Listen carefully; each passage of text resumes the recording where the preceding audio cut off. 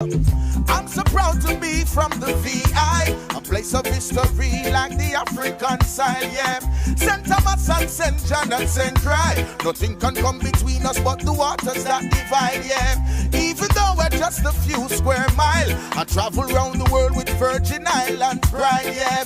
A lot of people still going through strife, and still we live a joyful life. That's why the place nice, so nice, so nice. Sweet, sweet St. Thomas, nice, so nice, so nice. St. Croix full of pure vibes, so nice, so nice. St. John a real paradise, so nice, so nice. We got so much to lose, yet so much to prove. Hey. Virgin Island teachers never raise no fool. Mama send me school. Hey, when it's difficult, we still a push through. No matter what the blessings of will continue. We are a people of great value. That's why we stick together like tamarind stew. Hey, remember Queen Mary, we make the fire burn, and Edward Blyden with the Africa vision. Remember St. John with the slave rebellion. General Butler say emancipation. That's why the place nice, so nice. Sweet, sweet St. Thomas, nice, so nice, so nice. St. Croix full of pure vibes, so nice, so nice. St. John a real paradise, so nice, so nice. Hey, we got so much to prove, yet so much to lose. Hey, Virgin Island teachers never raise no fool. Mama send me school. Yeah, St. Croix produce the band Midnight, and them the kind of roots make the fire ignite, yo. Julian Jackson was a champion in the ring, and now him 3 sons, them a do the same thing, yeah. Tim Duncan come from the VI, one of the greatest, and the world can see why, yeah. If you ever ask me where I'm from, born in the Virgin Island, and the whole place nice, so nice, so nice. Sweet, sweet St. Thomas, nice, so nice, so nice. St. Croix full of pure vibes, so nice, so nice. St. John a real paradise, so nice, so nice. The Virgin Islands nice, so nice, so nice. Rock City sweet and nice, so nice, so nice. Twin City full of pure vibes, so nice, so nice. Love City a real paradise, so nice, so nice. Hey, I'm so proud to be from the VI, a place of history like the African side.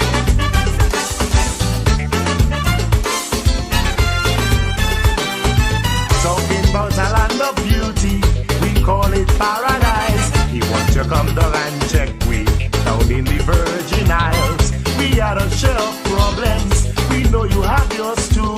We're doing our best to solve them, we want to welcome you.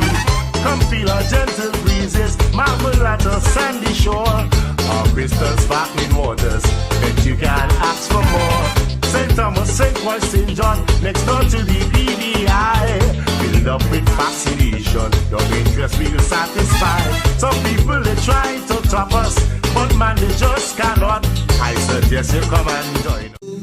Turn up the radio, turn it up. This is the people show. No matter where we go.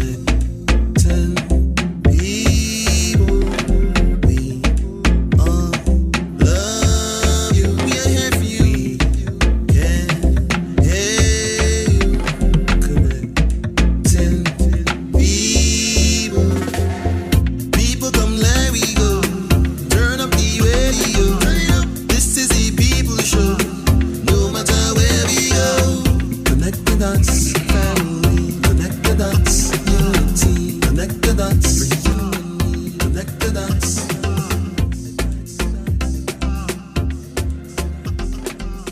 Good morning. This is Adler Fonsi Donestog here with you bright and early this Monday morning here in the U.S. Virgin Islands. It's June 14th. I can't believe that the months flew by so fast. Well, good morning to every one of you. Of course, there's been an overcast here in the U.S. Virgin Islands where we've experienced a lot of rain. I had the opportunity to attend the wedding of a dear friend in Orlando. And to be honest with you, that was a wonderful experience. And I wanted to congratulate them once again, Chandel and Janelle. I'm going to just call her Jen, because she's a gem. But it was a wonderful wedding. I mean, I was really impressed with the layout, with how within the same facility that they transition from one environment to the next, and of course, at the end of it all, the social part of it, the partying. And I wanted to congratulate them again for making that tremendous decision and stride, and I wish them well in all their pursuits, and may they have a solid and strong relationship. This morning, I also wanted to congratulate all the graduates of the Seventh-day Adventist High School. Students are still graduating in spite of the pandemic. This pandemic have really thrown people's lives into peril in a lot of instances, and to see that graduates and the parents are still able to support them, because a lot of people have been disenfranchised by this COVID-19 and losing jobs to just not having the opportunities available to them. And I just want to say congratulations to them, and specifically in congratulating the valedictorian on St. Croix, which is Ashley, and I don't want to mash up anybody's name, but it's Ashley Ravarier from the island of St. Croix. That's not an easy name to pronounce, but it's a nice name. And the Salatorium, which is Hilsana Churan on St. Croix, and St. Thomas is Janicia Cardin, and the Salatorian is Samoy Benjamin. You realize something there, Rob? You got one male among the four, but it's good to see that there's actually a male in the midst. That good. Yeah, it's actually good to see a male in the midst, because, the women are the ones that are capturing, and they seem to be a little bit more focused than maybe the men in achieving these milestones. But congratulations to them.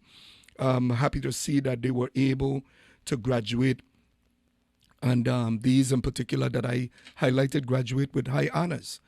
Moving along, vaccinations, folks. I was reading the newspaper this morning, and I saw where the British Virgin Islands is actually saying that there will be no quarantine for fully vaccinated folks. Now, that's interesting.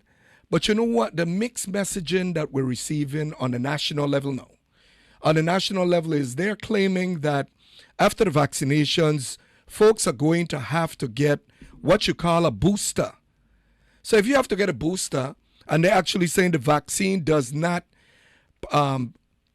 fully protect you or make sure that you can't get the COVID, that you can still get the COVID if you have the vaccination, then I'm just wondering if the person vaccinated can be a carrier, if you're saying that fully vaccinated persons can, in fact, don't have to be quarantined. That's a lot of mixed messaging. Of course, it begs for a lot of questions to be asked. And I think that there's a number of people out there still asking questions about the vaccination. And they're still vaccinating people and vaccinating throughout the United States. But I was just in Orlando, Florida, and they were able to, I just observed a lot of people walking around without mask freely. And it's obvious that they feel that once vaccinated, they can't catch it. And, of course, the state of Florida in particular, if I'm not mistaken, I think the governor of that state actually had lifted a lot of the restrictions and given them freelance, free will to do what you want to do. And and frequent different places. And of course, there's still those little restrictions in place. But, everyone wants to get back to some level of normalcy because this thing has been frustrating for me. Even myself, I wear a mask every day. Wearing this mask, it seems like my body is not getting enough oxygen.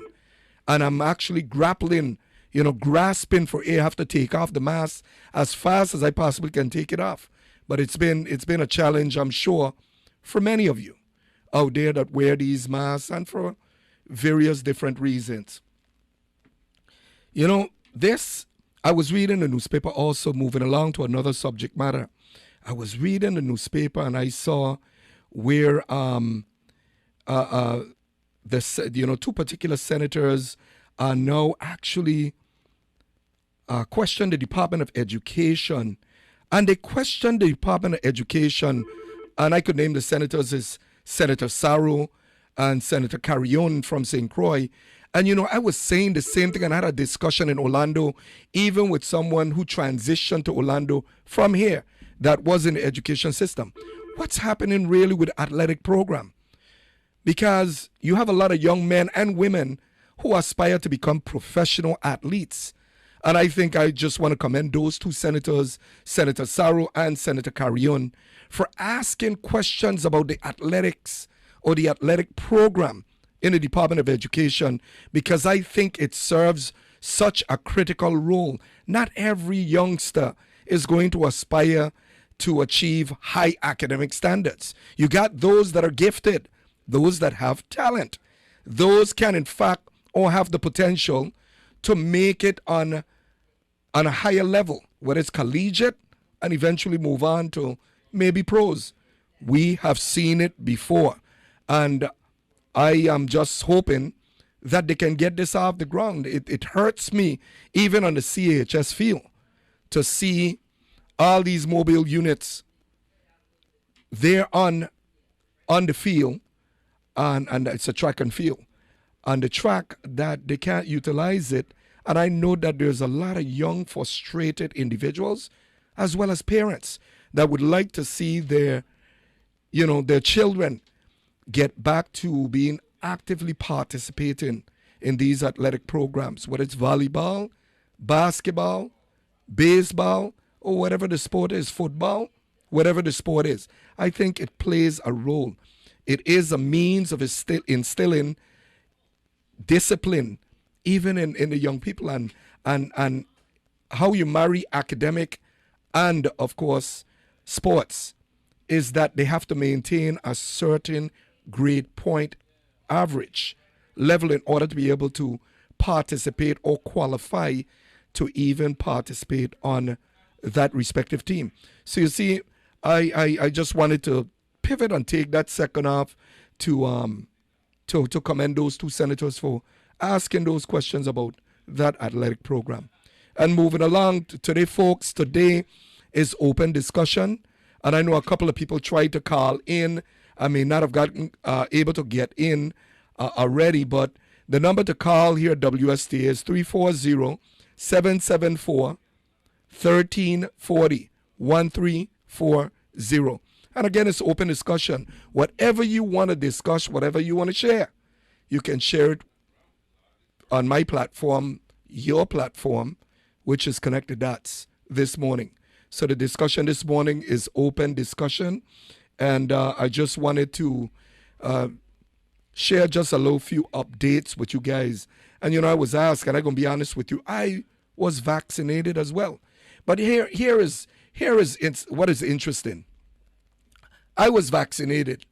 And, of course, traveling and going off island, having, coming back in, the requirements is what it is. You still have to go and get a COVID test done and submit it to the portal, which I did, and I was able to get in. And I must say and commend those folks at the airport, National Guardsmen, and those came in late last night, but I'll get back to that shortly. Good morning, you're on the air, Connect the Dots. Good morning, Senator Dunstone. Can you hear me? Yeah, I can hear you. Go ahead. Go right ahead. No. Senator Dunstone, if you was the governor And you probably might remotely hear a rumor about if you take a test before the vaccine was available, you could have something like a passer ID that says you're COVID free. Then that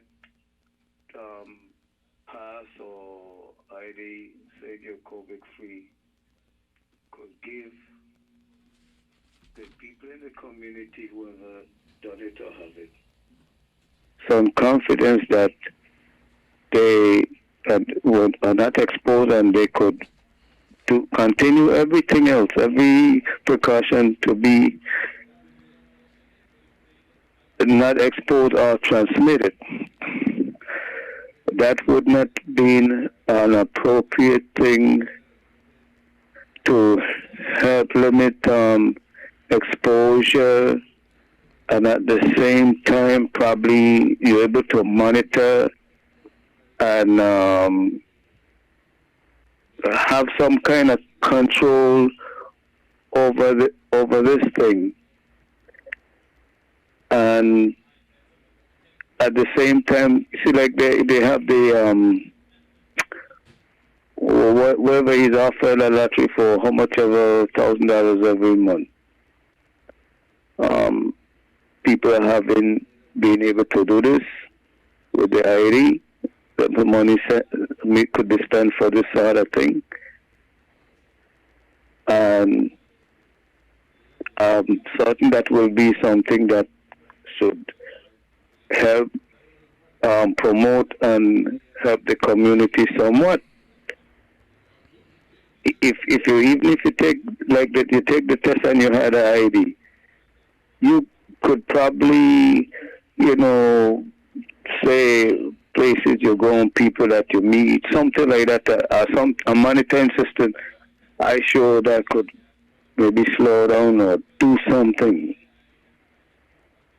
with this COVID situation. Again, I'm saying, if you was a governor, you heard of something like that, would you not think about something like this if you're concerned about exposure? Remember now, it's people that came here but the COVID. It's not people who was here or lived here about the COVID in. Let me have your response, please. Okay. Well, a couple of things. I think first and foremost, as a governor, you have to be a great listener. And it's important to be a great listener and to surround yourself with administrators that are professional in that respective discipline. And when I say professional in that respective discipline, you can't feel that you're a jack of all trades, because you know what they say about a jack of all trades, master none. But it's about leadership. It's about being able to inspire people. Now, you have shared multiple things. I think that what you were trying to speak about also was contact tracing. And the contact tracing, contact tracing, which is a system that was in fact put in place for the purpose of being able to track individuals who already had exposure to this. And of course, even those that have gotten vaccinated, there is a database with the CDC that has all the individuals, because it's a registry. Once an individual is vaccinated, they must submit that data to a general registry for them. But there's one thing that you said in there, and I just wanted to highlight it. You said something with the respect of having a card and being able to walk around with a card. I wasn't sure if you were speaking of being vaccinated or speaking of having the COVID. So let me elaborate on that a little bit. Okay. The card ID, okay? Remember that the ID could have been before the vaccination come about, right? Because I saw sometime like March, April of last year, that conversation could have been heard somewhere. The vaccine started by December, somewhere December, January this year. it start to they have it. So then, like I said, having the ID with it after you take the test, and having the ID after people get the vaccination. Not everybody want to take the vaccination. Because let me share something with you real quick. Once you're vaccinated, they give you a card. Okay, they give you a card. Now, I'll be honest with you and say I'm not sure what purpose the card really serves, especially with traveling, because nowhere along the way in my travel to Orlando and back was I asked for a card indicating or confirming that I was vaccinated. No. Let's back up a little bit. No. Even if you were to issue some type of ID to a person that took the test or took the vaccination. Took the test, the person still would have to be tested again somewhere down the road because of exposure. Now, going into any jurisdiction, coming into the Virgin Islands, because a lot of the states are not requiring it. But coming into the Virgin Islands, you must submit a COVID test result for the purpose of the department through the portal. Department of Tourism, Department of Health, they would issue an approval which consists of a green code. It's either green, orange, or red. Red is a disapproval. I believe orange is there is an incomplete submission. And then the green is the approval. You see? And this has to occur all the time. If you travel, regardless of when you travel, when you're coming back, even if you're vaccinated, you must follow that procedure in submitting to the portal. You see? So even if they was to issue you an ID, whichever way, a person that had the COVID that is now testing that is negative will have to that is positive, will have to continue being tested every single time that they come in. Well, Senator Dunn said that is the very same reason or thought that I thought about. If you live here to go to Orlando, anywhere, you have the test, you have the ID. When you get on the plane, whether the pilot or whoever it is, see that you was negative. When you stop wherever you're supposed to stop, as soon as you land on the airport or wherever port, you got that to show, hey, I went in negative, I reach here negative. Okay? And if wherever I'm go, I have something that says negative, and you keep monitoring any place you go on the buses, public transportation, and in a public supermarket or wherever you go. So if you had to come back again, you could have something that check off. Listen, I went to this place, I went to that. I was negative every place else. Yeah. Well, get back on the plane again, I'm still negative. Go in negative, come out negative. That's the idea and the purpose I was talking. Okay, we have some more folks trying to call in. Okay, but I appreciate your participation, your contribution, and I'll close with you on this. I believe that all the protocols that they put in place is for the purpose of protecting residents of those respective areas, whether they're bad, good, or indifferent. I honestly believe that protocols are put in place to protect the citizenry. So on that note, just to say to you that the continued testing is just to minimize the amount of exposure that Virgin Islanders could have here in the U.S. Virgin Islands. Okay? And I'm going to leave with this, even to a situation where shelters, where any group of people, all of those things could be involved to deal with to solve the same purpose. Thank you very much. Okay, thank you. Yeah, You know, on my way back from Orlando, and I can tell you, people complain about the traffic here in the airport when they're leaving. But when I was actually leaving Orlando, there was so much traffic in the airport. It was just unbelievable. I mean, you couldn't move around freely without bumping in to someone. So, folks, then again, this morning is just open discussion. The platform is here for you to share whatever concerns, whatever concerns you want to share. You can share it here on this platform this morning.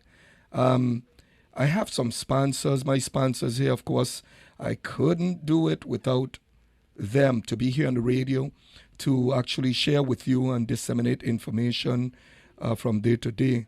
And I thought it was, I think it's just important that I be consistent with thanking my sponsors for what they do in providing me with the resources, the sponsorship that is needed to pay for the program from Monday to Monday, every Monday morning. So I just want to take a quick break and play commercials for two of my sponsors.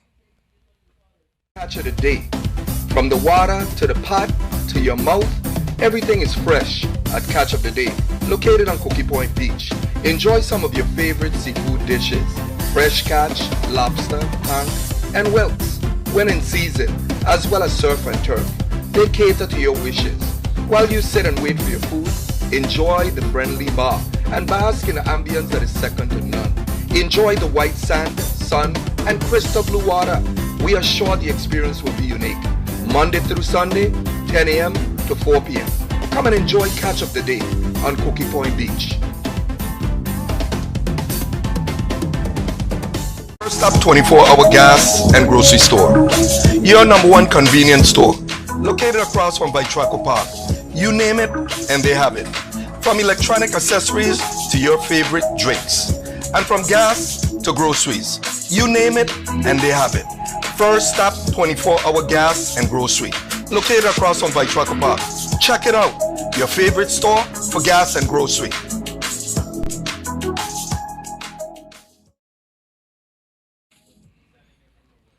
Yes, folks, those are two of the sponsors. And I just wanted to thank them for for being a sponsor of this program. And again, it's open. I know a couple of cars tried to come in while the commercials are playing, but please try to call back again. I know that the phones at times get tied up here, but everyone want to share their concerns about things that is going on in the community.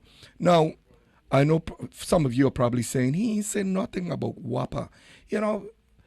Well, let me tell you, I arrived last night, and guess what? Current was off from 7:30 at night, I was told. Good morning, you on the air, connect the dots. Yes, dear.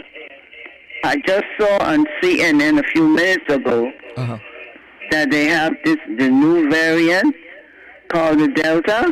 Oh, wow. Yeah. And they said it's coming from, I think, India. And it's worse than this COVID-19. So, if you're vaccinated, it wouldn't hit you as hard. But they say it's worse than the COVID-19. I just see it on CNN. Yeah. And I hope folks are paying attention. And you see, this is why it's so important, because there are a lot of people that may not be tuning to CNN or other media MSNBC outlets. and CNN. I look at those two. That's good. That's good. So by you sharing the information, this is the point I'm getting to. By you sharing the information in the air, I'm quite sure there's a lot of people appreciate that. Okay. So thank you for sharing that information. I'm going to look out for it, because I'm going to tune into CNN probably this evening and see what I could catch up on. Yeah. Okay, thanks. Oh, okay. Yeah, folks, they say that there's a new variant out there that is called the Delta. And for those of you who are vaccinated, of course, your immune system may be able to fight it off, and you would not be impacted as bad as it normally impacts you if you're not vaccinated. But that's sad news, and I hope that the CDC is paying close attention and providing the information that the public really need, not only in terms of taking the vaccination, but in terms of what to look out for. Because there's still a number of people out there that are not going to be vaccinated, and that's their choice. You can't and you should not criticize them for the decision that they make. But, of course, on the administrative level, the first thing that you're saying is maybe they should be vaccinated so they could fall within the group of those who are not vulnerable. But that's another story in itself. But people have a choice. People have a choice, and a choice to take it or not take it. Of course, they might be jeopardizing their lives. I have my compelling reasons for being vaccinated. I have a parent, a mother that is 94 years of age. And while she's been vaccinated as well, it says that although you're vaccinated, that don't mean you can't still catch it. It may not have the severe impact that it normally has if you're vaccinated. So that's one of my compelling reasons for taking it, to make sure that I minimize the impact on myself. And even as is the severity of it, I can't pass it on. That severity to someone else, but as symptomatic, I guess it responds to, it evolves in people differently. But folks, I understand, for those of you who have not been vaccinated, to maybe reconsider being vaccinated, because I don't believe it's that bad. I got vaccinated. I'm still here. I have not experienced any adverse effect, no negative reaction, no nothing, and I feel fine. And I had a choice in which one I would take. I chose to take the Johnson & Johnson, which is a single shot. And of course, we had bad reports about that one. But let me express to you and share with you my logic. My logic was Johnson & Johnson took a longer time to come out than Moderna, Pfizer, and the other one. I forgot the name of the other one. It doesn't come to mind right now. But Johnson & Johnson had to go withdraw theirs and come again. And it being a single shot, I did not want to go through the experience of having to take two shots, because you might take the one shot at one point and for whatever reason, circumstances, affect your ability to go back and take the second one at the time that you're supposed to take the second one. So I decided that, considering all those variables, that I would take the Johnson & Johnson and take the chance with the Johnson & Johnson, and that I did. So I'm saying publicly that I've been vaccinated, and I feel fine. So for folks out there, I mean, these things there's a new form of terrorism, and that is that COVID-19. It's like a terrorist. The difference with this one is you don't know when it's going to creep up on you. You don't know if you're going to be exposed, your environment, you touch a surface, accidentally touch your face, touch your mouth, your eyes, whatever. Or someone droplets should be talking to you, and you contracted that way because they indicated that it can be contracted that way. So I think it's being somewhat a little responsible to ensure that you're not, for your own personal protection. Let's start with that. And I truly believe that with all these tests, science is what it is. I mean, all of us, we see all these different videos of persons providing their knowledge and account of all types of different things. You see different professionals coming out and sharing with the public all types of stuff. And rightfully so, a person reserved the right to do their own research. And in doing own research, sometimes you have to be careful in the type of information that you grab or that you're exposed to, because it may not be information that is valuable or even accurate. So it leaves the majority of people in a quandary. But as I said, I'm trusting science a little because, as a child, many of us, science was what it was back in the days with the chicken pox, with the measles, with polio, and other different diseases that you had out there. And what?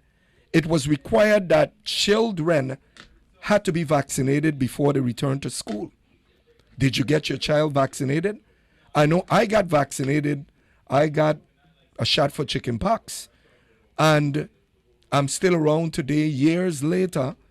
And now, how do you compare this? This is how I compare it. And I would let professional people be the ones to qualify different arguments. But the way I look at it, science have evolved. Science have gotten extremely sophisticated. Sophisticated to the point where they conduct various different tests. And you would hear people argue that we are the tests. We are the experiment. But I have to say that I took my chance with the science. I don't want to be impacted by that COVID. I don't want to expose anyone else to it. And I certainly don't want to be in quarantine.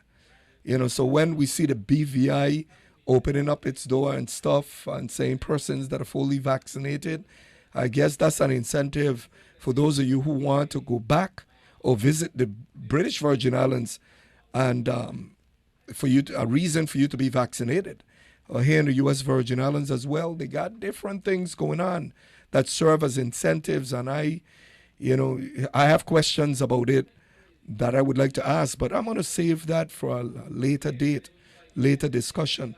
I have extended invitations to a number of people to appear on this program. From the delegate to Congress, I put a little note on her Facebook page, which appears to be one of the, and I'm going to issue official invitation for her to come on the program this morning, one of these mornings, future Monday morning, to discuss several issues. And folks, I was just getting ready to talk before I break in with the commercials about WAPA.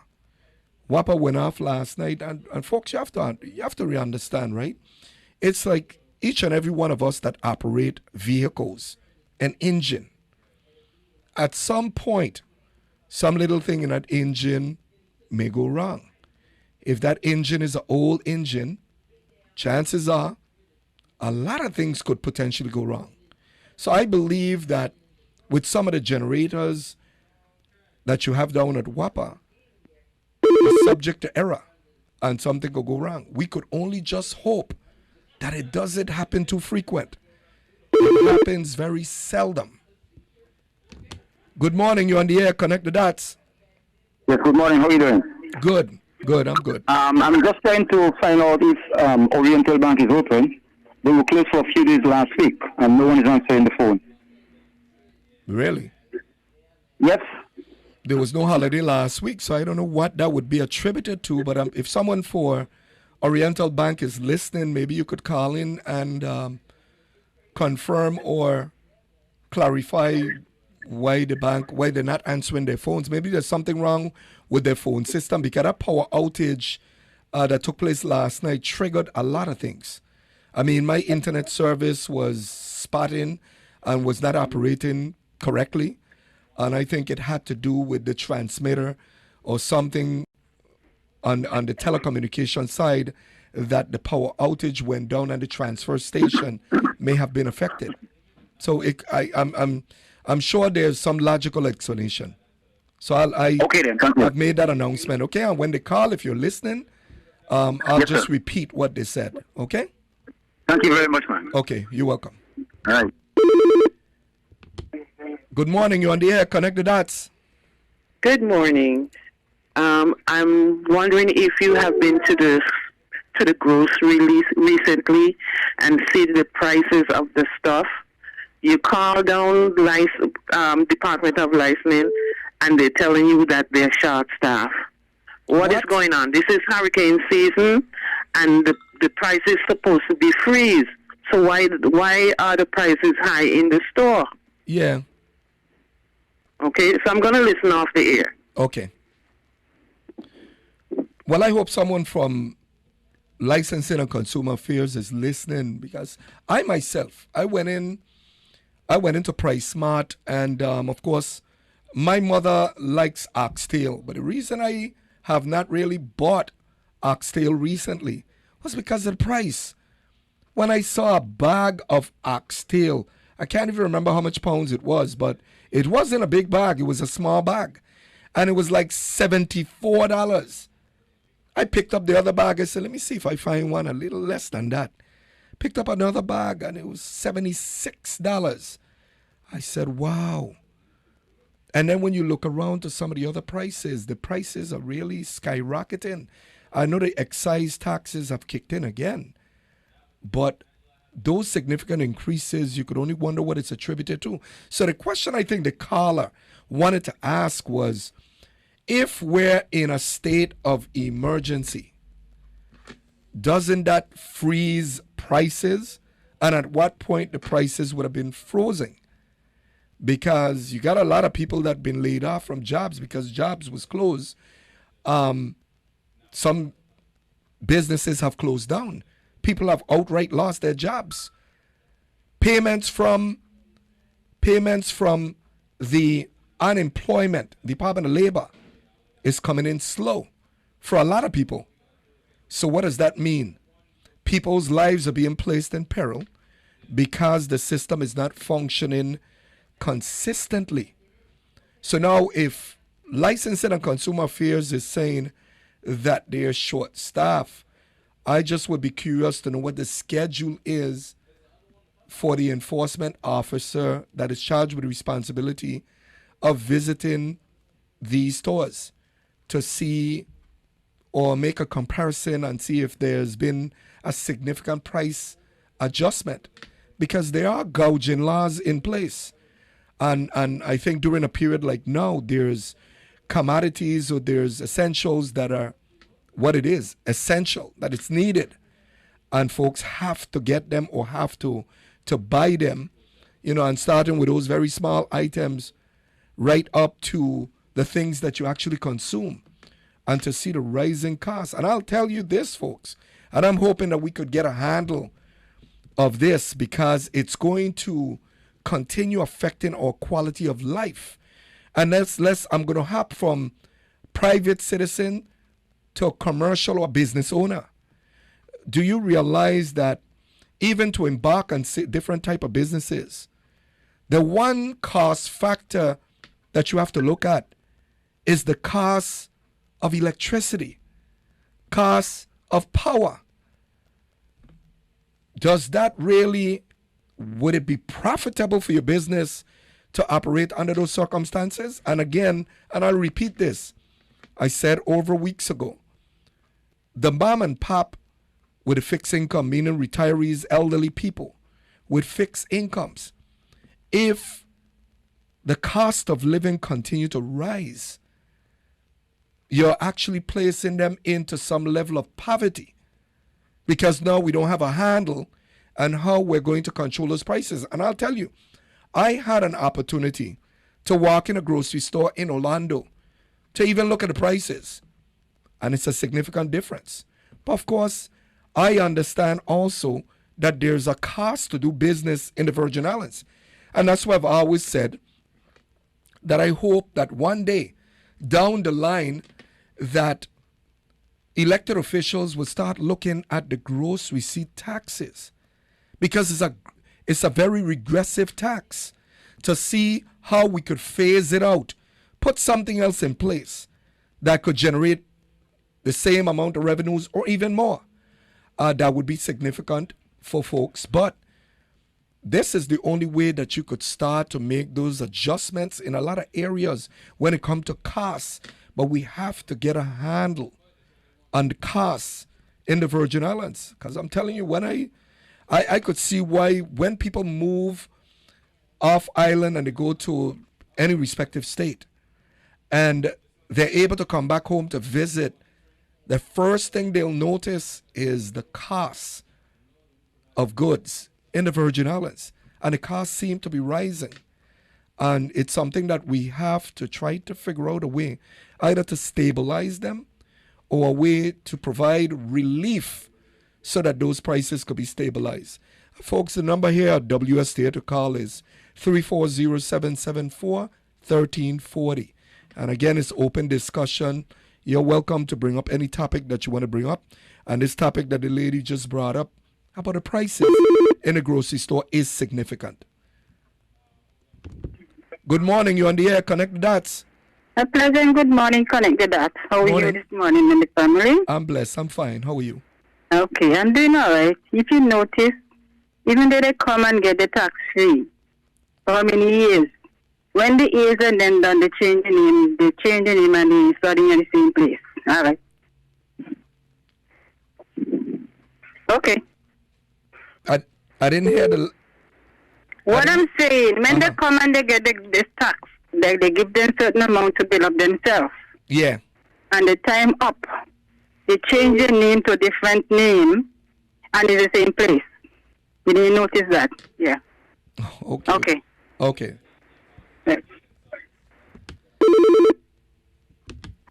Good morning. You're on the air. Connect the dots. Yes, sir. Good morning, Senator Dennis Talk. How are you? I'm fine. I'm blessed. How are you?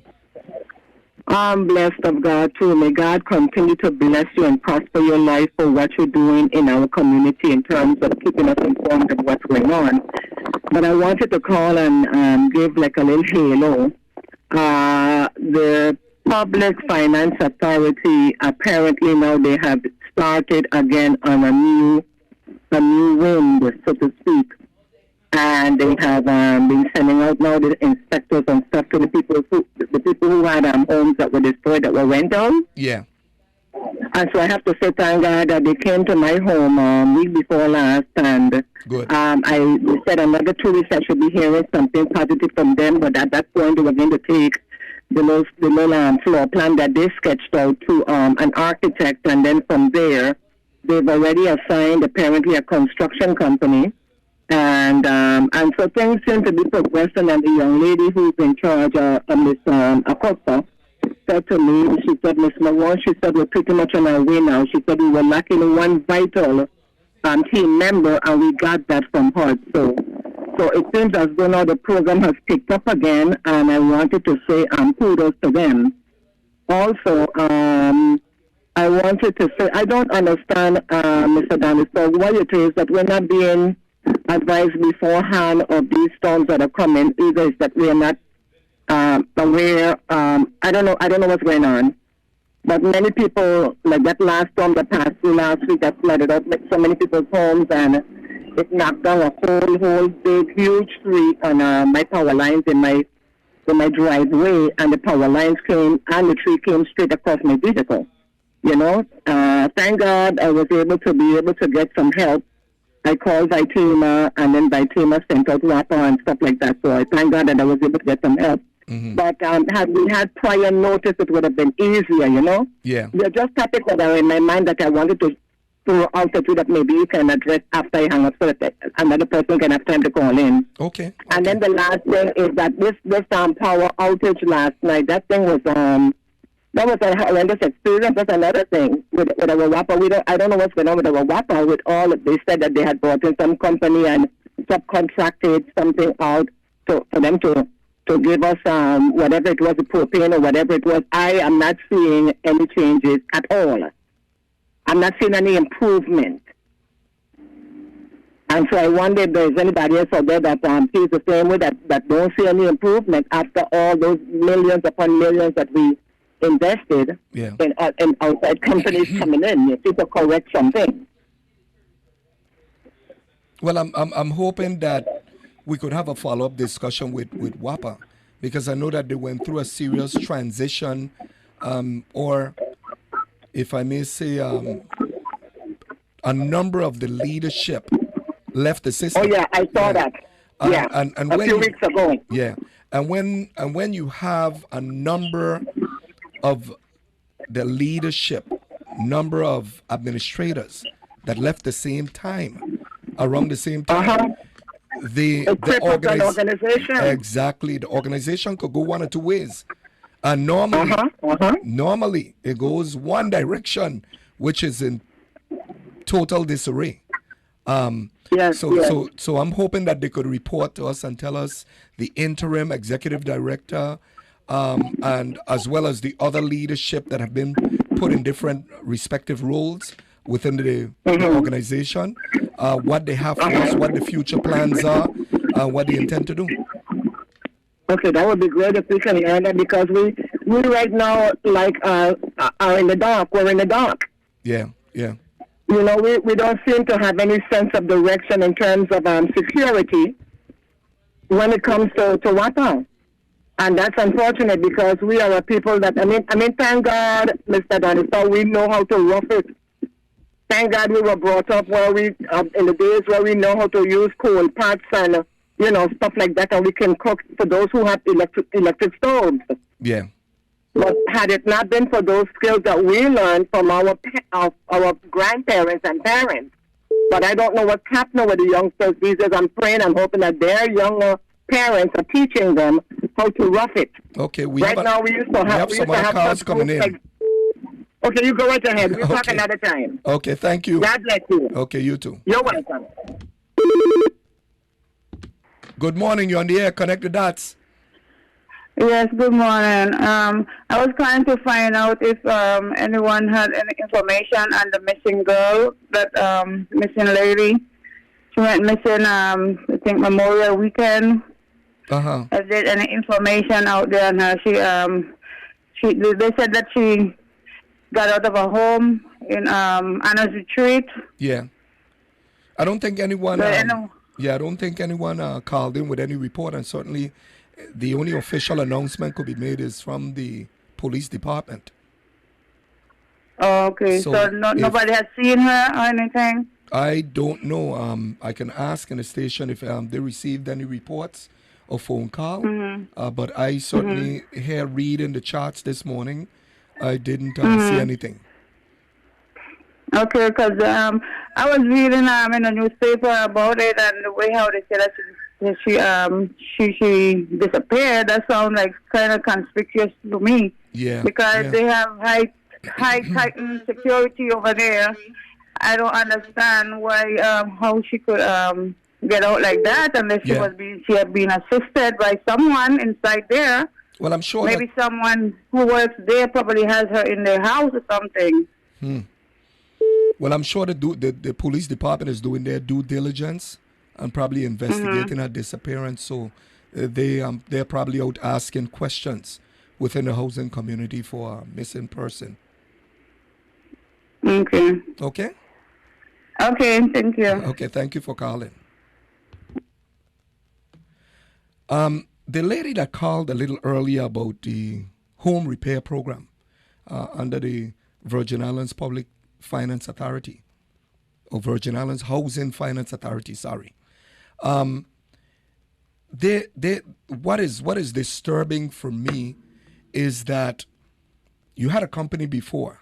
I don't want to call names again, but you had a company before charged with the responsibility of helping to facilitate, to provide people in the community this assistance.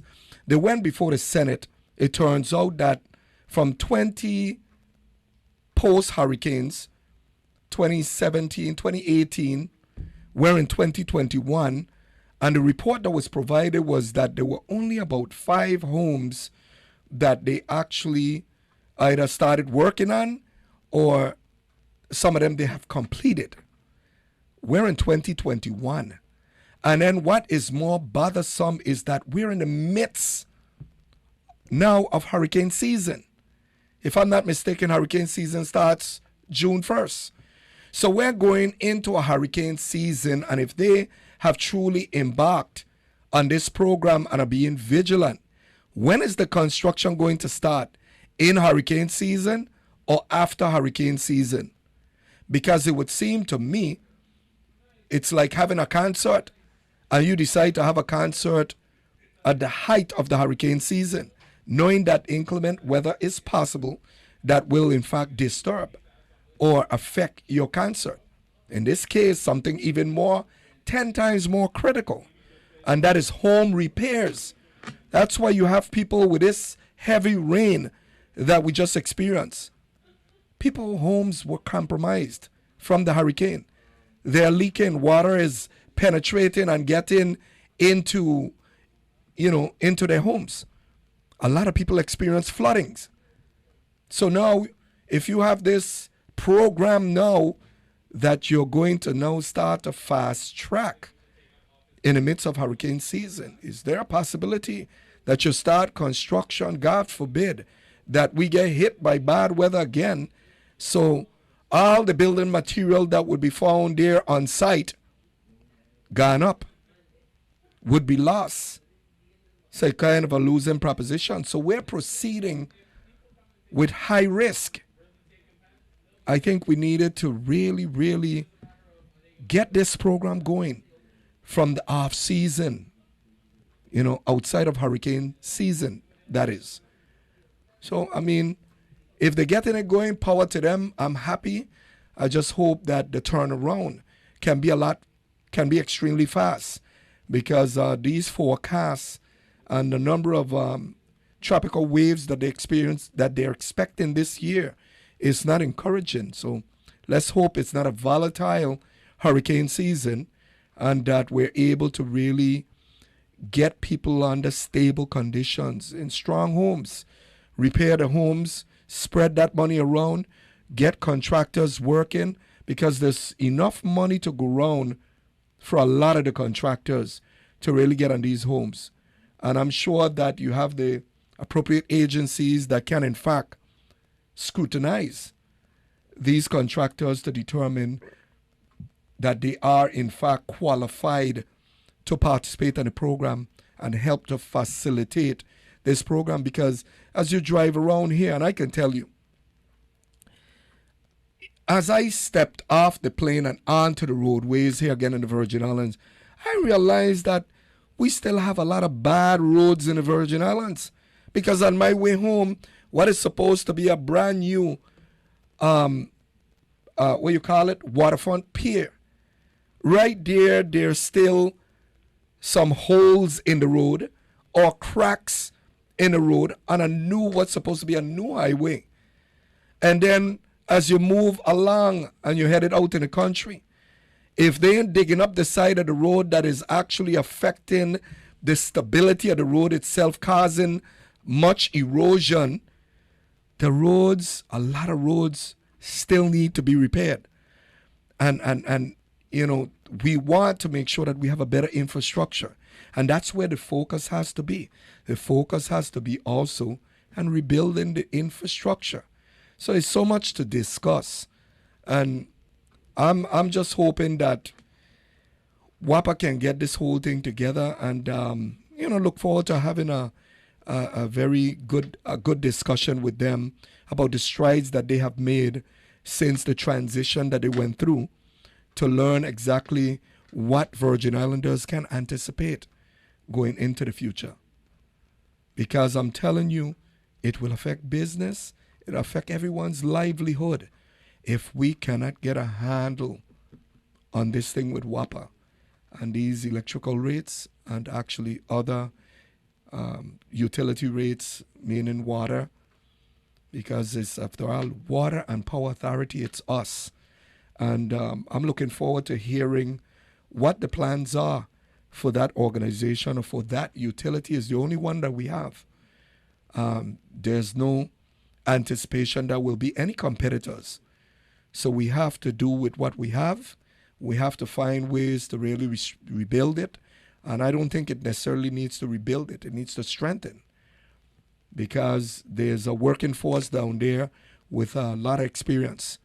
And I think that our pitfalls come on the technical side, distribution of power, and talking about the engines or the generators that they have down there. And like I said, they're always subject to some kind of human error or some kind of technical error in equipment. After all, it's man-made. So you got to always anticipate that something could potentially go wrong. What we do pray for is that it's not frequent. We don't need to be getting power outages once every 2 weeks, once every 3 weeks, or once a month. We want to hear that we're getting power outages if we experience none in a year. Now, that's the best case scenario. That's a perfect situation for all of us, because we want to be able to proceed in our accommodations, our convenience, and that it's uninterrupted. But I'm sure that there's other places. You notice that other places can't afford to have power outages because they have our power outages, especially like a state of New York. If New York have a power outage, you know what comes with that? Rampage, mass looting all over the place. So they can't afford. I'm not saying that people should loot, but I'm saying that if this thing with these power outages, we are in a perfect situation where the mentality of Virgin Islanders are totally different. And we should appreciate that it's different, because after all, we would not have created more damage to ourselves, because the looting is actually damaging your sisters and brothers' place of employment, and businesses incurring significant losses as a result of that. But folks, we're winding down to the end of the hour. I got approximately 3 minutes, and I know some of you tried to call in when these other calls were on the line. Hopefully into the future we'll be able to turn over these phone calls at a more rapid pace and a little bit more consistent. So let me go to the phone for the last call. Good morning, you're on the air. Connect the dots. Good morning again, Senator Dunster. Morning. Senator Dunster, would it be such a bad idea? Again, if you was a governor or some administrator, the thing with the problem with the roofing and after the hurricane, some of that money that they have for the $1 million, the 10 times $10,000, $100,000. Yeah. Have some of the money set aside, maybe 100,000, and have people who maybe want to volunteer, maybe want to learn certain things or have the professional skill to let people, help people to start to rebuild and repair. And that might be able to do something to ease some of the burden of when as the hurricane season come around, they compromise the house and get leaks and things like that. Yeah. And again, this thing with power outage.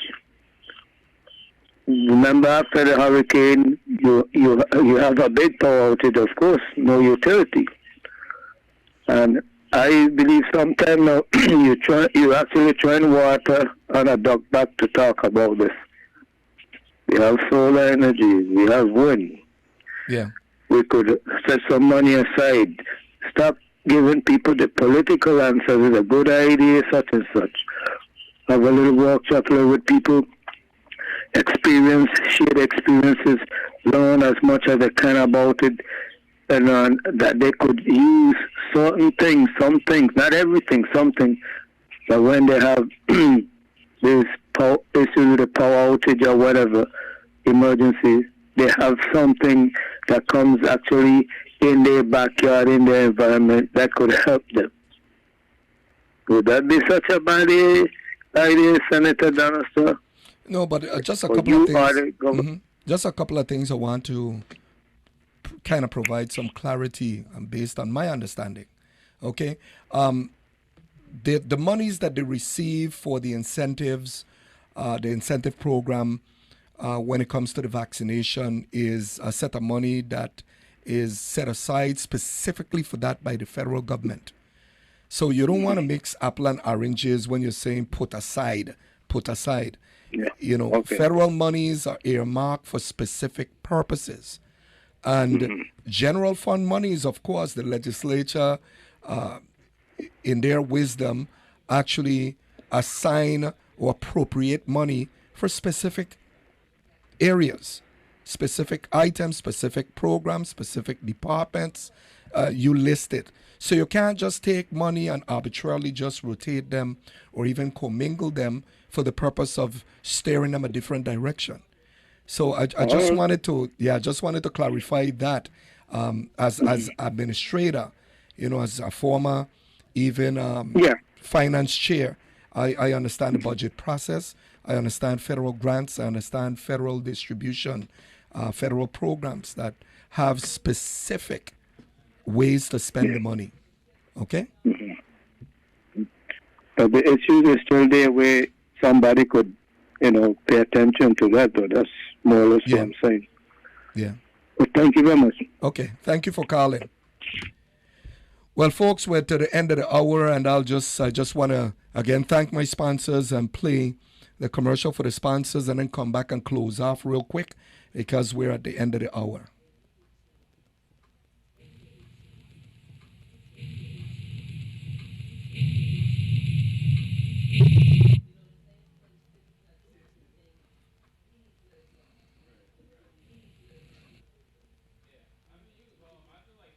Stop 24-hour gas and grocery. Located across by Truck Grocery. Check it out across your favorite store for gas and grocery.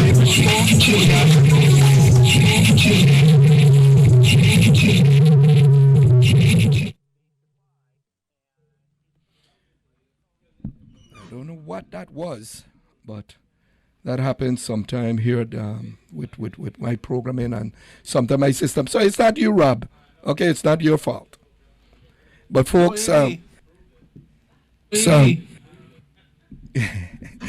at the end of the hour. I just wanted to say to everyone to really enjoy your weekend, have a blessed day, but have a productive week. And until next Monday, the same time, here on WSTA, and we are normally announced during the course of the week exactly who the guest is going to be for that particular week. But folks, have a blessed day. I know we've had abundance of rain in my short hiatus, but I'm back now and I see that the soil is wet.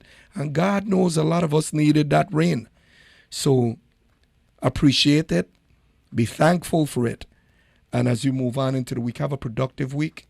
And God bless you.